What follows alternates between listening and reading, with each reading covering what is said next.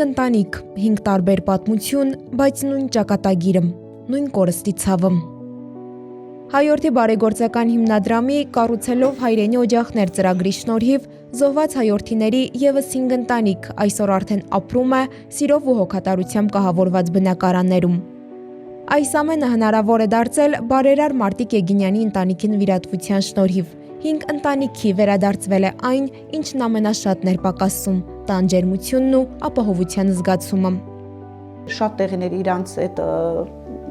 տվածը, իրոք դրա կարիքը շատ կար։ Ուտեն շատ ընտանիքներ, որ կան դրա կարիքը, տա Աստված, որ ասում ոչ մեկին դրա կարիքը չունենա,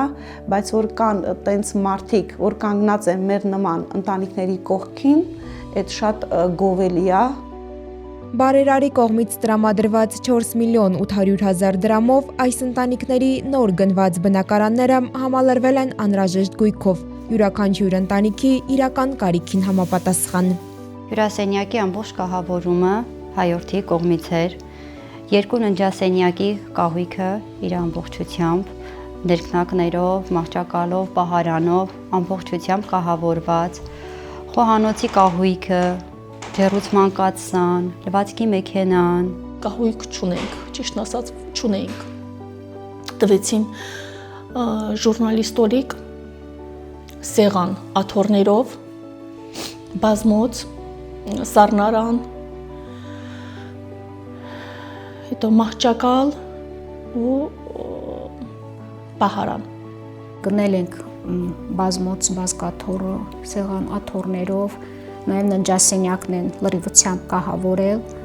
ինչի համար շատ շնորհակալ եմ եւ բարերարներին եւ հայորդի հիմնադրամին, քանի որ օգնում է բազմաթիվ ընտանիքների։ Ամեն ինչ՝ սեղանները, աթոռները, ննջասենյակի ու խոհանոցի կահույքները հայորդին ընտրել է սիրով ոչ միայն տունը կահավորելու, այլև արժանապատիվ ապրելու զգացումը վերադարձնելու համար։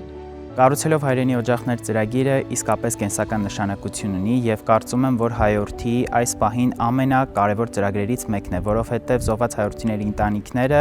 պետության աջակցությամբ ձեռք են բերում բնակարան եւ իրենց սեփական միջոցներով հիմնականում վերանորոգում են։ Գույքի տեխնիկայի համար իսկապես միջոցներ չի մնում եւ հայորդին այստեղ օգնության է հասնում ու ցույց տալով, որ իրենք միայնակ չեն։